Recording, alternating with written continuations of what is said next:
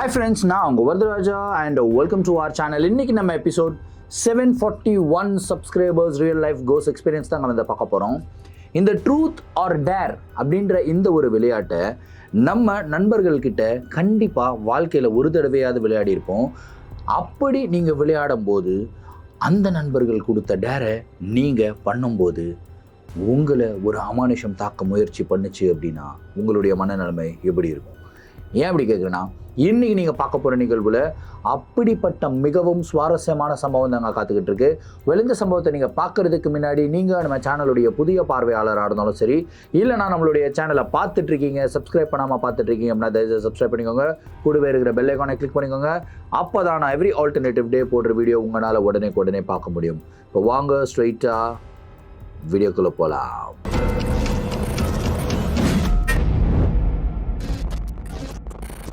இந்த ஒரு நிகழ்வை நம்மளுக்கு சஞ்சய் அப்படின்ற ஒரு சப்ஸ்கிரைபர் மெயில் பண்ணி விட்டுருக்காருங்க.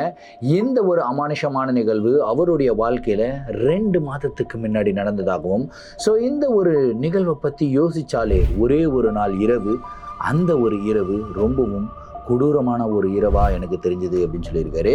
சரி, கதையுடைய ஸ்டார்டிங்லேருந்தே வர ஆரம்பிப்போமே. சஞ்சய் பார்த்திங்கன்னா அவர் எந்த ஊரை சேர்ந்தவர் அப்படின்னு சொல்ல விரும்பலை. இது கொஞ்சம் ப்ரைவேட்டாகவே வச்சுருக்காரு. ஏன்னா இந்த கதையில் நிறைய கதாபாத்திரங்கள் இருக்குது. அந்த எல்லா கதாபாத்திரங்களும் நம்மளுடைய சேனலுடைய சப்ஸ்கிரைபர்ஸ் அப்படின்ற ஒரு காரணத்தினால அவருடைய உண்மையான பேரையோ இல்லை அவங்க நண்பர்களுடைய உண்மையான பேரையோ இல்லை லொக்கேஷனையோ எதுவுமே ஷேர் பண்ண வேணாம் அப்படின்னு சொல்லியிருக்காரு. So for privacy reasons, so இந்த கதையுடைய கதாபாத்திரத்துக்கு சஞ்சய் அப்படின்ற ஒரு பேரை வச்சு நம்ம கண்டினியூ பண்ணுவோம். ஓகேங்களா? ஸோ சஞ்சய் பார்த்திங்கன்னா ஒரு மல்டி நேஷ்னல் கம்பெனியில் ஒர்க் பண்ணிக்கிட்டு இருக்காருங்க. அவருக்கு ரொம்ப அதிகமான ஃப்ரெண்ட்ஸ் இருக்காங்க. அதுலேயும் குறிப்பாக அதிகமான ஆண் நண்பர்களை விட அதிகமான பெண் தோழிகள் தான் அதிகம் அப்படின்னு சொல்லலாம். ஸோ என்னதான் அவருக்கு அதிகமான பெண் தோழிகள் இருந்தாலும் அவர் ஒரு பவுண்டரியை செட் பண்ணி வச்சுருக்காரு. இவங்க எல்லாருமே ஃப்ரெண்ட்ஸை தவிர்த்து வேறு எதுவுமே கிடையாது. இந்த ஒரு லிமிட்டில் தான் நம்ம பழகணும் அப்படின்ற ஒரு பவுண்ட்ரி. அந்த ஒரு பவுண்ட்ரி ரொம்பவும் நல்ல பவுண்ட்ரி அப்படின்னே சொல்லுவேன். Because people should know their limits பெண்கள் கிட்ட பழகும்போது. ஸோ நிறைய ஆண்கள் தவறாக நடந்துக்கிறதுக்கு உண்டான பாசிபிலிட்டிஸும் இருக்குது. பட் ஆனால் சஞ்சய் அப்படிப்பட்டவர் கிடையாது. So again coming back to the story. Sanjay பார்த்திங்கன்னா அவருடைய ஆஃபீஸில் என்ன தான் நிறையா பெண் தோழிகள் கிட்ட பேசினாலும் ஒரே ஒரு பொண்ணுக்கிட்ட பேசுகிறதுக்கு மட்டும் அவருக்கு செம பயம். அது ஏன் அப்படின்னு தெரியல. அவங்க பேச வந்தாலே இவருடைய மனசெல்லாம் ஒரே பட்டர்ஃப்ளையாக பறக்குமா, ஒரு மாதிரி படபடா நடிக்குமா. இந்த ஒரு ஃபீலிங் என்னென்ன அவரால் டிஸ்கிரைப் பண்ண முடியல. அந்த ஒரு பொண்ணு பேர் மைத்திலி. அவங்க பார்க்குறதுக்கும் ரொம்ப ரொம்ப அழகாக இருப்பாங்களாம். ஸோ இப்படியே கிட்டத்தட்ட ஒரு 3-4 மாதம் போகுது. அவங்க ஒரு நியூ ரெக்ரூட்டாக ஜாயின் பண்ணுறாங்க. வேறு ஒரு ப்ராஜெக்டில் ஒர்க் பண்ணுறாங்க. இருந்தாலுமே இவங்க 2 பேரும் மீட் பண்ணிக்கக்கூடிய நேரம் பார்த்திங்கன்னா இந்த லஞ்ச் டைம். ஸோ மைத்திலியோடைய பெரும்பாலான பெண் தோழிகளும் சஞ்சயோடைய பெரும்பாலான பெண் தோழிகளும் 2 பேரும் சேம் தான். ஸோ எல்லாருமே ஒரே குரூப்பாக உட்காந்து சாப்பிடுவாங்க. சாப்பிடும் போதெல்லாம் மைத்திலி இவர்கிட்ட பேசுவாங்களாம். பட் இவர்னால பேச முடியல, ஏன்னு தெரியல. அப்படியே போய்கிட்டே இருக்குது. ஒரு 2-3 மாதம் கழித்து மைத்திலி ஒரு நாள் சஞ்சயை லிஃப்ட்டில் பிடிக்கிறாங்க. ஏன் சஞ்சய் என்கிட்ட பேசவே மாட்டீங்க, எல்லாருக்கிட்டையும் ரொம்ப ஜாலியாக பேசுகிறீங்க, என்கிட்ட பேசுகிறதுக்கு என்ன அப்படின்னு கேட்குறாங்க. அந்த டைமுமே பார்த்திங்கன்னா இவருக்கு ஹார்ட் பீட்டெல்லாம் ரேஸ் ஆகி ஒரு மாதிரி வேர்த்து விறுவிறுத்து கிருகிருன்னு ஆகிடுது இவருக்கு. அவங்க பயந்துட்டு ஐயோ என்னாச்சு சஞ்சய் அப்படின்ட்டு அவங்க ஹாஸ்பிட்டல் கூப்பிட்டு போயிருக்காங்க. எல்லாம் கம்ப்ளீட்லி நார்மல் அப்படின்னு தான் சொல்லியிருக்காங்க. அதுக்கப்புறம் மைத்திலிக்கு ஒரு சில சைன்ஸ் தெரிய வருது. அதாவது சஞ்சய்க்கு மைத்திலியை பிடிச்சிருக்கு, லவ் பண்ணுறாரு. ஆனால் இந்த ஒரு விஷயத்த மைத்திலிக்கிட்ட சொன்னால் எங்கே தப்பாக நினச்சிப்பாங்களோ அப்படின்னு அவர் நினைக்கிறதா இவங்க ஃபீல் பண்ணுறாங்க. அதுக்கப்புறம் இந்த ஒரு மேட்டரை அவங்களுடைய பெண் தோழிகள் கிட்ட டிஸ்கஸ் பண்ணுறாங்க. எக்ஸாக்டாக இவங்க நினச்சது தான் கரெக்ட். சஞ்சய் இவங்கள ரொம்ப டீப்பாக லவ் பண்ணிக்கிட்டு இருக்காருங்க. ஸோ இப்படி இந்த ஒரு காதல் கதை ஒரு தலை காதலாக இருந்தது, 2 தலை காதலாக மாறிடுச்சு. பட் 2 பேருமே சொல்லிக்கல. அப்படியே போயிட்டே இருக்குது.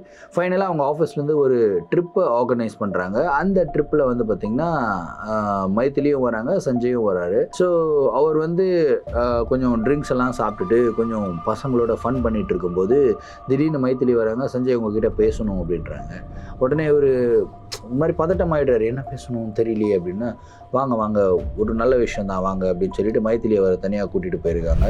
நீங்கள் ப்ரப்போஸ் பண்ணுவீங்கன்னு நினச்சேன், கடைசி வரைக்கும் நீங்கள் ப்ரொப்போஸ் பண்ணவே மாட்டீங்க. ஏன்னா என் மேலே என்னன்னு தெரில, நான் ரிஜெக்ட் பண்ணிவிடுவணும் அப்படின்ற பயமானு தெரில, அதனால் நானே உங்களை ப்ரொப்போஸ் பண்ணுறேங்க, எனக்கு உங்களை ரொம்ப பிடிச்சிருக்கு, உங்களை நான் லவ் பண்ணுறேன்னு நினைக்கிறேன் அப்படின்னு வந்து மைத்திலி சொல்கிறாங்க. கேட்ட உடனே ஏறின போதெல்லாம் ஃபுல்லாக இறங்கிடுச்சு, அப்படியே நடுங்குறாரு. என்ன இது, நான் பார்க்கறது கனவா இல்லை உண்மையிலேயே நடக்குதா, எதுவுமே தெரியலையே அப்படின்னு சொல்லிட்டு ஓவர் த மூன் அப்படின்னு சொல்லுவாங்க இல்லையா, பயங்கர ஹாப்பி, அவ்வளோ அளவுக்கு ஹாப்பி. அங்கே இருந்து இவங்களுடைய காதல் பயணம் வந்து தொடருதுங்க. கிட்டத்தட்ட ஒரு 6 மாதம் செம்ம ஹாப்பியாக இருக்காங்க, வேறு லெவலாக போய்கிட்டு இருக்கு. ஆனால் இதில் பிரச்சனை என்னன்னு கேட்டிங்கன்னா, ஆல்ரெடி நான் சொல்லியிருந்தேன் இல்லையா, சஞ்சய்க்கு நிறைய பெண் தோழிகள் ஜாஸ்தி. ஸோ இந்த பெண் தோழிகளுக்கு மத்தியில் வந்து நிறைய பேர் சஞ்சயை ஒன் சைடடாக லவ் பண்ணிக்கிட்டு இருக்காங்க. இவர் பார்க்குறதுக்கும் செம்ம ஸ்மார்ட்டு, நல்லா ஒரு மேனேஜரிக்கல் கேடரில் இருக்கார், நல்லா சம்பாதிக்கிறாரு. ஸோ இவரை கல்யாணம் பண்ணால் லைஃப் செட்டில்டு அப்படின்ற லெவலில் அவங்க எல்லாருமே திங்க் பண்ணிக்கிட்டு இருக்காங்க. அவங்களுக்கு இவர் மைத்திலியை லவ் பண்ணுறது பிடிக்கல. அவங்க என்ன யோசிக்கிறாங்கன்னா, என்னன்னா இவன் நம்ம எத்தனை வருஷமாக இவங்ககிட்ட ஃப்ரெண்டாக பழகி இவங்ககிட்ட பிட்டை போட்டுக்கிட்டு இருக்கோம், நம்மக்கிட்ட வெறும் ஃப்ரெண்டு லெவலில் மட்டும் வச்சுக்கிட்டு ஒரு புது பொண்ணை வந்து இவன் லவ் பண்ண ஆரம்பிச்சிட்டானே அப்படின்னு சொல்லிட்டு ஒரு மாதிரி வயிற்றெரிச்சல், ஒரு ஸ்டொமக் பர்னிங். அந்த ஸ்டொமக் பர்னிங்கில் என்ன பண்ணுறாங்க, சஞ்சய்க்கும் மைத்திலிக்கும் 2 பேருக்கும் சண்டை மூட்டி விடுறதுக்கு உண்டான வேலைகள் எல்லாமே பார்க்குறாங்க. என்னென்னமோ பண்ணுறாங்க, ஆனால் இவங்க 2 பேருடைய பாண்டு வேறு லெவலு, சண்டை மூட்டி விடவே முடியல. ஸோ ஃபைனலாக ஒரு ட்ரூத் ஆர் டேர் கேம் விளையாடுவோம் அப்படின்னு சொல்லிட்டு அவங்களுடைய டேபிளில் வந்து ஒரு ட்ரூத் ஆர் டேர் கேம் விளையாடுறாங்க. அந்த ஒரு ட்ரூத் ஆர் டேர்லேயும் பல உண்மைகளை வந்து உடைக்கிறாங்க. சஞ்சயும் வந்து அதை ஸ்போர்ட்டிவாக எடுத்துக்கிறாரு, மைத்திலியும் ஸ்போர்ட்டிவாக எடுத்துக்கிறாங்க. சஞ்சய்க்கு இதுக்கு முன்னாடி ஒரு ரிலேஷன்ஷிப் இருந்திருக்கு, மைத்திலிக்கும் இதுக்கு முன்னாடி ஒரு ரிலேஷன்ஷிப் இருந்திருக்கு, ரொம்ப டாக்ஸிக்கான ரிலேஷன்ஷிப். அதெல்லாம் உடஞ்சி முடிஞ்சு 2வது வந்த ரிலேஷன்ஷிப் தான் இது அப்படின்றது அந்த டேபிளில் தான் தெரிய வருது. பட் அந்த ஒரு விஷயத்தையும் 2 பேருமே ரொம்ப ஸ்போர்ட்டிவாக எடுத்துக்கிறாங்க. இங்கேயும் சண்டை மூட்டி விடுறதுக்கு உண்டான வேலையே கிடையாது. ஸோ ஃபைனலாக ஒரு பொண்ணு இருக்குங்க, சுஹாசினி அப்படின்னு சொல்லி. அந்த ஒரு பொண்ணு வில்லத்தனமான ஒரு ஐடியாவை பண்ணுது. சஞ்சய், நீ உண்மையாக மைத்திலியை லவ் பண்ணுறியா அப்படின்னு சொல்லி கேட்குறேன். ஆமாம், ரொம்ப டீப்பாக லவ் பண்ணுறேன். சே நீ அப்படிலாம் லவ் பண்ணலான்னு நினைக்கிறேன், ஜஸ்ட் சும்மா இது வந்து ஒரு டைம் பாஸ் மாதிரி தான் பண்ணிக்கிட்டு இருக்கேன் அப்படி இப்படின்னு கொஞ்சம் வெறுப்பேது. சஞ்சய் வந்து ரொம்ப சீரியஸாக இருக்கார், மைத்திலி மேட்டரில் பயங்கர கோவம் வருது. இப்படிலாம் பேசாத, எனக்கு அவ்வளோதான் செம்ம காண்டாயிடுவேன் அப்படி இப்படின்றாரு. நீ உண்மையிலே லவ் பண்ணுறதா இருந்தால் நான் ஒரு டேர் கொடுக்குறேன், அது வேணால் பண்ணுறியா அப்படி. என்ன டேர்? உண்மையிலேயே லவ் பண்ணுறதா இருந்தால் நம்ம ஆஃபீஸ்லேருந்து கிட்டத்தட்ட ஒரு 4 தெரு தள்ளி ஒரு மிகப்பெரிய சுடுகாடு இருக்குது. அந்த ஒரு சுடுகாட்டுக்கு நைட்டு 12 மணிக்கு போயிட்டு அதிகாலை 5 மணி வரைக்கும் 5 மணி நேரம் நீ டைம் ஸ்பெண்ட் பண்ணிவிட்டு ஒரு சமாதி மேலே உட்காந்து பீஃப் பிரியாணி சாப்பிட்டுட்டு நீ வந்த அப்படின்னா உண்மையிலே லவ் பண்ணுறேன்னு நான் ஒத்துக்கிறேன். அப்படி நீ பண்ணலை அப்படின்னா மைத்திலியை உண்மையாக லவ் பண்ணலை அப்படின்ற ஒரு டேரை வந்து அந்த சுஹாசினி பொண்ணு கொடுக்குது. சஞ்சய்க்கு செம்ம ஷாக்கு. ஏன்னு கேட்டிங்கன்னா 2 விஷயம். ஒன்று, சஞ்சய் நான்வெஜ்ஜே சாப்பிட மாட்டார், அந்த இடத்துல வச்ச செக்கு பீஃப் பிரியாணி சாப்பிடுன்னு, ஓகேங்களா. 2வது, அவருக்கு இந்த பேய் பூதம் அமானுஷம்னா செம பயம். குறிப்பாக நைட்டு 11 மணிக்கு மேலே இவர் வீட்டை விட்டு வெளியே இருந்ததே கிடையாது இவருடைய வாழ்க்கையில். 12 மணிக்கு சுடுகாட்டுக்கு சமாதி மேலே போய் உட்காந்து சாப்பிட சொல்கிறாங்க. இது எல்லாமே வந்து பார்த்திங்கன்னா சஞ்சயை பற்றி நல்லா தெரிஞ்சனால இந்த மாதிரி ஒரு டேரை வில்லத்தனமாக அந்த ஒரு பொண்ணு கொடுத்துருக்குங்க. இப்போ சஞ்சய் கிட்ட 2 ஆப்ஷன் இருக்குது. இந்த ஒரு டேரா, இந்த டேரெலாம் என்னால் பார்ட்டிசிபேட் பண்ண முடியாது, இந்த டேர் பண்ணி தான் நான் வந்து மைத்திலியை லவ் பண்ணுறேன்னு நிரூபிக்கணுமா, அப்படிலாம் ஒன்றும் கிடையாதுன்னு சொல்லலாம். ஆனால் இவருடைய மனசு அதுக்கு ஒத்துக்க மாட்டேங்குது. ஒருவேளை நான் இந்த டேர் பண்ணாமல் இருந்தேன் அப்படின்னா ஆல்ரெடி நம்மளுடைய பெண் தோழிகள் எல்லாம் விசத்தோழிகளாக இருக்கிறாங்க, என்னையும் மைத்திலியும் பிரிக்கிறதுக்கு உண்டான எல்லா வேலைகளும் பண்ணிக்கிட்டு இருக்காங்க. ஒருவேளை இந்த டேரை பண்ணலை அப்படின்னா மைத்திலி கிட்ட போய் என்னை பற்றி தப்பாக சொல்கிறதுக்கு உண்டான வாய்ப்புகளும் இருக்குது, நான் வந்து மைத்திலியை சீரியஸாக எடுத்துக்கல அப்படின்னு சொல்ல போகிற வாய்ப்பும் இருக்குது அப்படின்னு சொல்லிட்டு இவர் யோசிக்கிறாரு. சரி, எனக்கு ஒரு நாள் டைம் கொடு, நான் யோசிச்சு சொல்கிறேன் அப்படின்ட்டு அன்றைக்கி ஈவினிங் மைத்திலியை மீட் பண்ணுறாரு. மீட் பண்ண உடனே அவங்கக்கிட்ட சொல்கிறார், இந்த மாதிரி சுஹாசினி பொண்ணு இப்படி சொல்லிச்சு, இந்த மாதிரி ஒரு டேர் கொடுத்துச்சு. சஞ்சயை பற்றி அவங்களுக்கு நல்லா தெரியும். அவங்க என்ன சொல்கிறாங்கன்னா, அவள் ஒரு பைத்தியக்காரி, கண்ட டேர் கொடுக்குறான்னு சொல்லி அதெல்லாம் பண்ணிக்கிட்டு இருக்காத அப்படின்னு வந்து சொல்கிறாங்க. என்னதான் மைத்திலி எப்படி சொன்னாலும் சஞ்சயோடைய மனசில் வந்து ஒரு ஓரமாக ஒரு ஃபீலிங் இருந்தது. ஒருவேளை நான் பண்ணலைன்னா அப்படின்னா மைத்திலி தப்பாக நினச்சிட்டேன், நான் என்ன பண்ணுறது அப்படின்றதெல்லாம் இவர் யோசிச்சுட்டு இருந்தார். ஆக்சுவலாக இந்த ஒரு மேட்டரை ஏன் மைத்திலி கிட்ட போய் சொன்னார் அப்படின்னா, இவங்க 2 பேருக்குள்ளே ஒரு அக்ரிமெண்ட் இருந்தது. என்ன நடந்தாலும் சரி, ஒருத்தர் வந்து ஒரு விஷயத்தை மறைக்கவே கூடாது இன்னொருத்தர்கிட்ட இருந்து அப்படின்ற அக்ரிமெண்ட். அதனால இதை வந்து சொல்லிட்டாரு. மைத்திலியும் இதை வந்து சீரியஸாக எடுத்துக்கல. சரி, நான் சொன்னதை கேட்டுருவாரு, அவர் வந்து போகமாட்டாருன்னு சொல்லி ஃப்ரீயாக விட்டுறாங்க. ஆனால் சஞ்சய் வந்து ரொம்பவும் தெளிவாக இதை நான் பண்ணவே தீருவேன் அப்படின்ற ஒரு முடிவில் இருந்தாருங்க. அதுக்கப்புறம் அதுக்கான ஒரு டேவுமே சூஸ் பண்ணுறாங்க. இந்த சுஹாசினி பொண்ணு என்ன பண்ணுது அப்படின்னா, அவங்களுடைய 4-5 தோழிகளோடு சேர்ந்து அந்த சுடுகாடு இருக்கு இல்லையா, அங்கே போயிட்டு இந்த கோப்ரோ கேமராலாம் செட் பண்ணிவிட்டு எல்லாமே பக்காவாக சஞ்சய்க்கு தெரியாமல் வச்சுட்டு ஏன்னா சஞ்சய் ஏமாத்திடுவார் அப்படின்னு இவங்களால போகிறதுக்கு பயம். அந்த சுடுகாட்டுக்கு ஐயோ நைட்டு 12 மணிக்கு போகணுமே, பேய் இந்த அடிச்சிருச்சுன்னா என்ன பண்ணுறதுன்னு பயம். அதனால் கோபுர கேமராலாம் செட் பண்ணிவிட்டு இவங்க பாட்டுக்கு சஞ்சயை போக சொல்கிறாங்க. சஞ்சயும் பீஃப் பிரியாணி நிறையா வாங்கிக்கிறாரு. கூடவே இந்த தவா கறிலாம் வரும் இல்லையா, 2-3 தவா கறி வாங்கி வச்சுட்டு போ அப்படின்னு சொல்லிட்டு அனுப்புகிறாங்க. இவரும் பயந்து அந்த ஒரு சுடுகாட்டுக்குள்ளே என்டர் ஆகிறார். இவர் சுடுகாட்டுக்குள்ளே என்டர் ஆகும்போதே அந்த இடத்துல ஒரு சில்லான ஒரு வைப்பு. கிளைமேட் வந்து சூடாக தான் இருக்குது, ஆனால் உள்ளே போகும்போது செம்ம சில்லுன்னு இருக்குது. அதுவே வந்து டிஃப்ரெண்ட்டான ஒரு வைப் கொடுக்குது. அதுக்கப்புறம் அவர் அப்படியே மெதுவாக உள்ளே நடந்து போக இவருடைய கால் தட சத்தம் இருக்கு இல்லையா, அந்த இலை மேலே நடக்கும்போது ஒரு மாதிரி கர்றக்குன்னு ஒரு சத்தம் வரும். அந்த ஒரு சத்தமே இவருடைய மனசெல்லாம் ஒரே பட நடிக்க ஆரம்பிக்குது.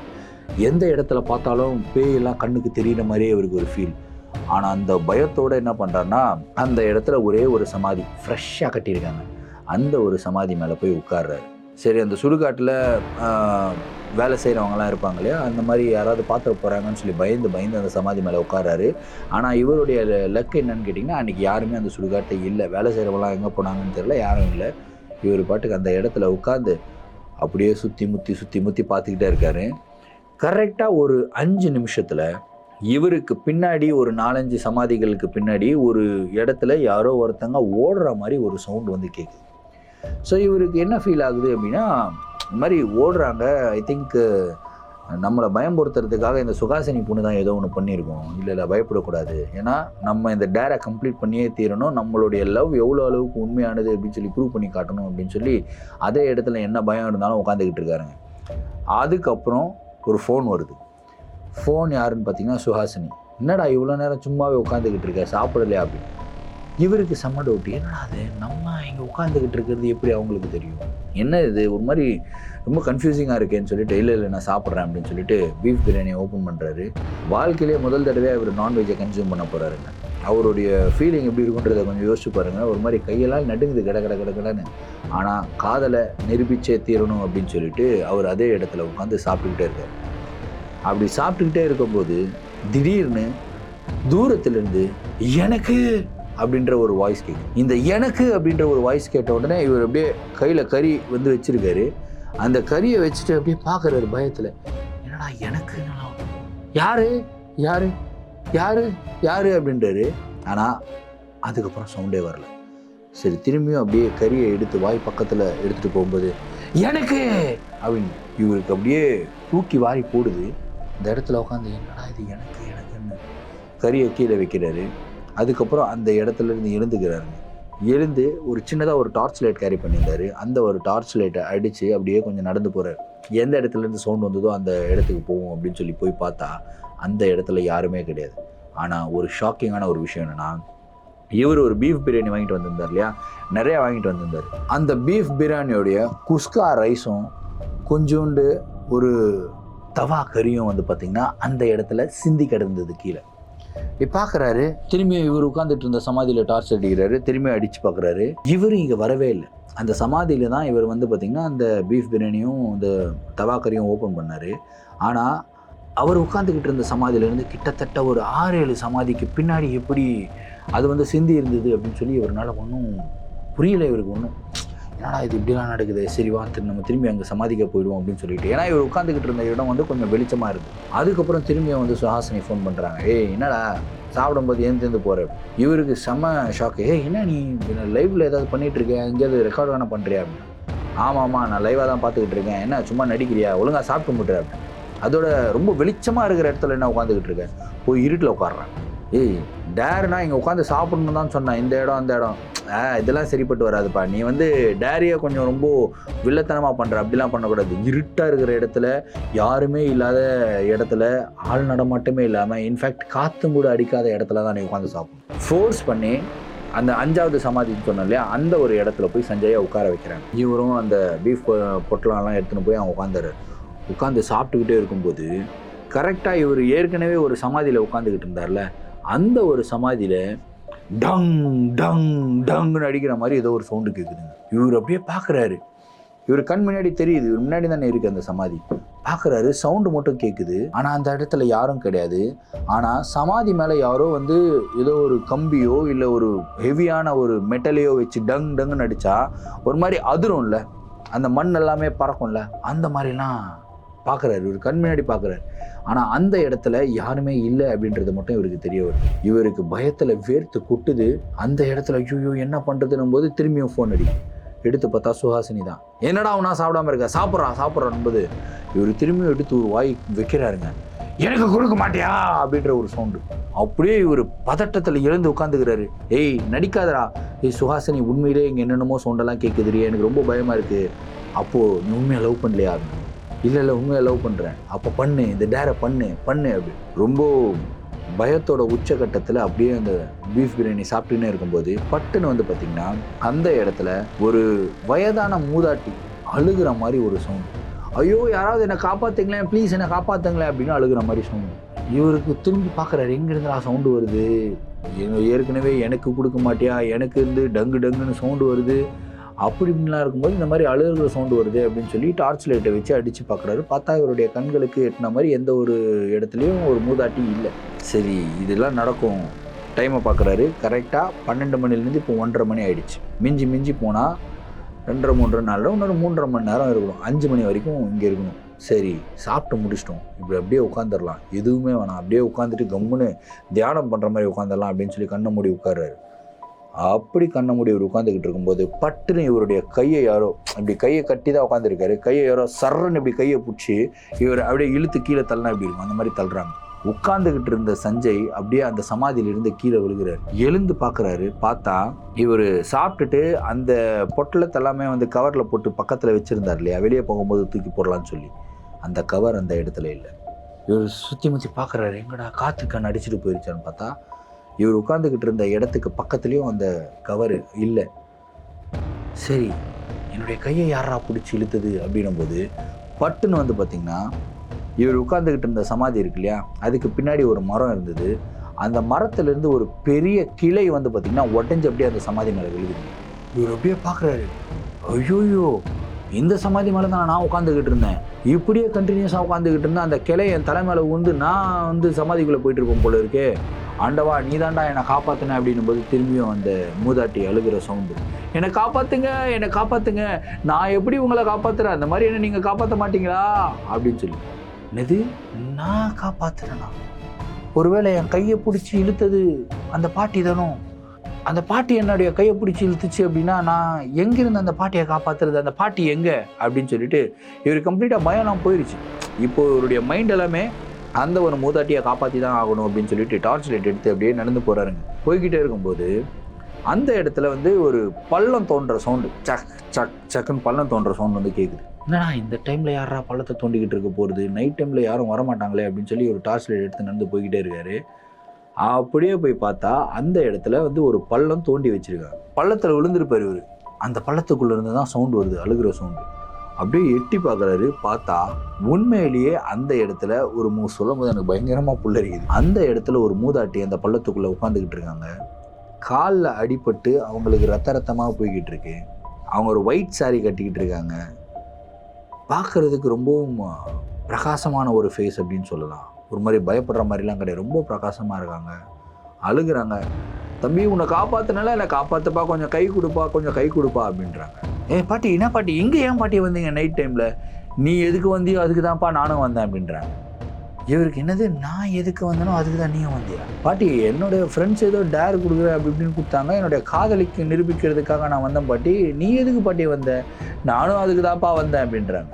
என்னடா இது ஒன்றும் புரிய மாட்டேங்குது. சரி பாட்டி கை கொடுங்க பாட்டி அப்படின்னு சொல்லி கையை கொடுக்குறாருங்க. இந்த மூமெண்ட் அந்த பாட்டி இவருடைய கையை பிடிச்ச அடுத்த செகண்டு இவருக்கு உடம்பெல்லாம் அப்படியே ஷாக் அடிக்கிற மாதிரி, ஒரு மாதிரி கிர்ன்னு ஏறுது, ஏதோ ஒரு மாதிரி தலையில் யாரோ டம் டம் டம் டம்னு அடிக்கிற மாதிரி இவருக்கு பல காட்சிகள் வந்து தெரியுதுங்க. அதாவது இவருடைய தலையை பிடிச்சி அங்கே சமாதி மேலே உட்காந்துட்டு இருந்தால, அந்த ஒரு சமாதி மேலே யாரோ டம்மு டம்மு டம்மு டம்முன்னு அடிக்கிறாங்க. இதுக்கு முன்னாடி அந்த டங் டங் டங்குன்னு சவுண்டு கேட்டோம் இல்லையா, அந்த சவுண்டு வந்து பார்த்திங்கன்னா இப்போ இவருக்கு கேட்குது. தலை ஃபுல்லாக அந்த சவுண்டு ஓடுது. இது எல்லாமே within a fraction of a செகண்டில் நடந்து முடியுது. அந்த பாட்டியை இவர் தூக்குறது மட்டும் ஞாபகத்துக்கு இருக்குது. அடுத்த செகண்ட் இவர் வந்து டோட்டலாக பிளட் ப்ரெஷர்லாம் ரைஸ் ஆகி இவர் அப்படியே பிளாக் அவுட் ஆகி கீழே விழுந்துடுறாரு. அவ்வளோதான். அதுக்கப்புறம் சஞ்சய்க்கு என்ன ஆச்சுன்றது அவருக்கு எதுவுமே தெரியாது. இது எல்லாமே லைவாக யார் பார்த்துக்கிட்டு இருக்கா அப்படின்னா சுஹாசினி. அவங்க கோப்ரோ கேமரா மட்டும் வைக்கல, ஒரு மொபைல் ஃபோனும் அங்கே வச்சுருந்தாங்க. அதில் லைவ் ஃபீடை லைவாக பார்த்துக்கிட்டு இருக்காங்க, ஒரு வீடியோ கால் பண்ணி. இதை பார்த்த உடனே அவங்க பதறி போய் அவங்களுடைய தோழிகள் கிட்டலாம் சொல்கிறாங்க, யாருமே அந்த இடத்துக்கு வர்றதுக்கு விருப்பம் இல்லை. ஐயோ ஆல்ரெடி என்னென்னமோ நடக்குதுன்ற அவங்களுக்கு வந்து இந்த பாட்டியை தூக்கி விடுறது, இவர் வந்து அந்த பாட்டிக்கு ஹெல்ப் பண்ணுறது எதுவுமே தெரியல. சஞ்சய் வந்து ஒரு இடத்துல போய் நிற்கிறாரு, ஒரு பள்ளத்தில் பார்க்குறாரு, பள்ளத்தில் சும்மா கையை கொடுக்குறாரு, யாரையோ தூக்குற மாதிரி ஆக்ஷன் பண்ணுறாரு அப்படின்ற மாதிரி தான் அவங்க லைவாக பார்த்துக்கிட்டு இருக்காங்க. அவங்களுக்கு வேறு எதுவுமே தெரியல. ஆனால் ஏதோ ஒன்று தப்பாக அந்த இடத்துல நடக்குது அப்படின்றத மட்டும் அவங்களால புரிஞ்சிக்க முடியுது. இப்போ சஞ்சயோடைய உயிருக்கே ஒரு மிகப்பெரிய ஆபத்து. சஞ்சய்க்கு ஏதாவது ஒன்று ஆயிடுச்சு அப்படின்னா சுஹாசினி தான் பிரச்சனையில் மாட்டுவாங்கன்னு தெரியும். எப்படியாவது சஞ்சயை காப்பாற்றணும் அப்படின்னு சொல்லி அவங்களுடைய எல்லா பெண் தோழிகளுக்கும் ஃபோன் பண்ணி வாங்க போகலாம் யாரும் வர மாதிரி இல்லை. அதுக்கப்புறம் அவங்களுடைய ஆண் தோழர்கள்லாம் இருப்பாங்களே, அவங்களுக்கெல்லாம் ஃபோன் பண்ணி இந்த மாதிரி ஒரு பிரச்சனை ஆகிடுச்சு, ஒரு டேர் கொடுத்தேன், சஞ்சய் அங்கே போனால் அது மாதிரி மயக்கம் போட்டு வந்துட்டானா, என்ன ஆச்சுன்னே தெரிலடா, ஒரு மாதிரி ரொம்ப பதட்டமாக இருக்குது, வாங்கன்னா எல்லாரும் பதறி அடிச்சுட்டு ஓடி வராங்க. ஒரு 4-5 பசங்க வந்துட்டாங்க. இவங்களும் காரில் ஏறி சர்றன்னு அந்த ஒரு சுடுகாட்டுக்கு போகிறாங்க. போயிட்டு ஓடுறாங்க குடுகுடுன்னு. ஓடி போய் பார்த்தா சஞ்சய் வந்து பார்த்திங்கன்னா மயக்கத்துலலாம் இல்லைங்க.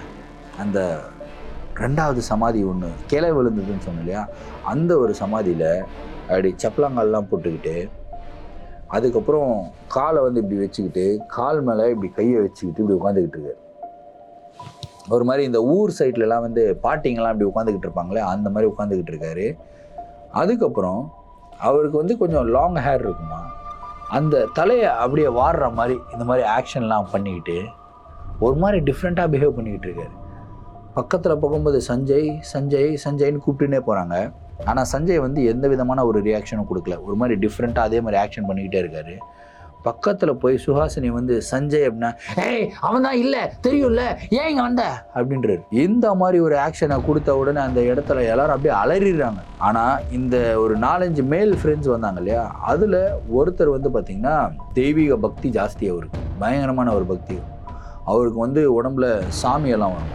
அந்த இடத்துல அவருக்கு என்ன ஆச்சுன்னு தெரியல, அவருக்கு திரும்பியும் சாமி வந்ததா என்னன்னு தெரியல, அப்படியே ஒரு மாதிரி உரிமை அந்த அவருடைய கையை எடுத்து சஞ்சயோட தலை மேலே வச்சு அடங்க மாட்டியா அப்படின்னு ஆரம்பி. இது லிட்டரலாக அந்த அடங்க மாட்டியா அப்படின்னு சொன்ன உடனே அடுத்த செகண்டு சஞ்சய் அதே இடத்துல அப்படியே மயக்கம் போட்டு விழுந்தாராங்க.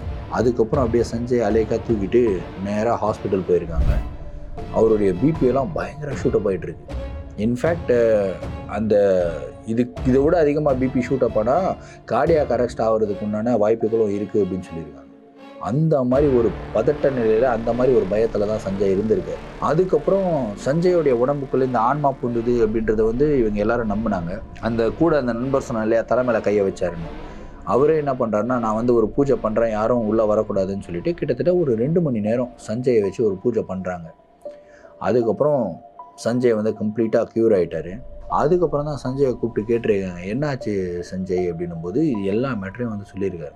அது மட்டுமே இல்லாமல் இப்போது வீடியோ ஃபுட்டேஜ் கோப்ரோ கேமராவில் வந்து இவங்க ஷூட் பண்ணாங்கன்னு சொன்னோம் இல்லையா, சரி அந்த கோப்ரோ கேமராவில் இருக்கிற ஃபுட்டேஜ் எல்லாம் திரும்பியும் பார்ப்போம் அப்படின்னு சொல்லி இவங்களுடைய தோழிகள்லாம் சேர்ந்து அந்த கோப்ரோ ஃபுட்டேஜ் எல்லாம் எடுத்து பார்த்தா அந்த ஃபுட்டேஜில் எதுவுமே இல்லைங்க.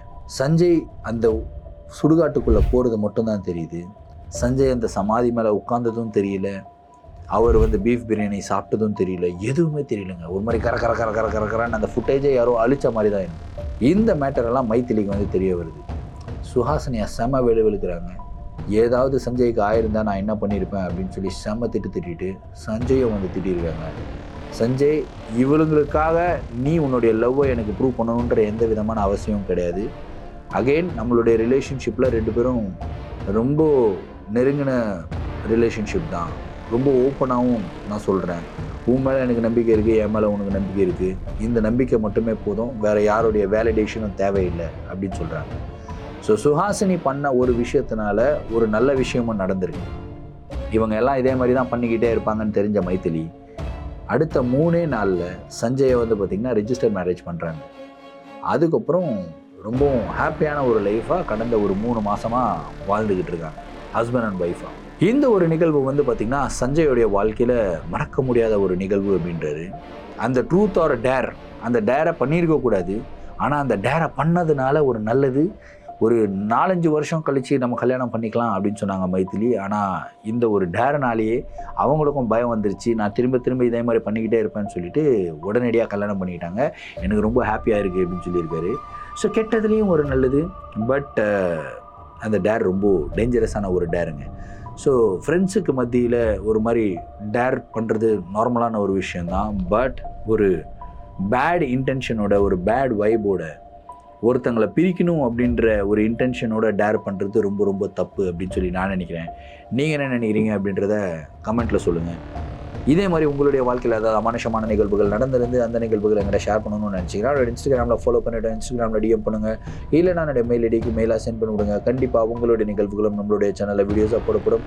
மீண்டும் அடுத்த வீடியோவில் சந்திக்கும் வரை நான் உங்கள் Varadaraja signing off. Thank you and bye.